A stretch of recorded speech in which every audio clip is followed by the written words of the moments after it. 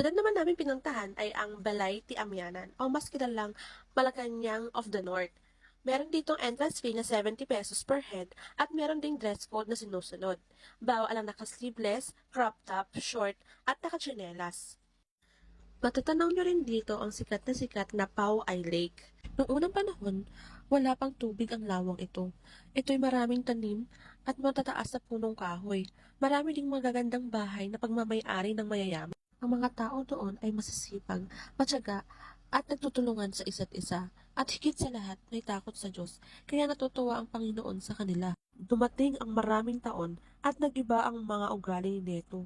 Nagsiyabangan sila at naging mainggitin sa kapwa nila. Isang araw, may isang lalaking pulubi ang pumunta sa lugar na iyon upang manlimos at humingi ng tulong.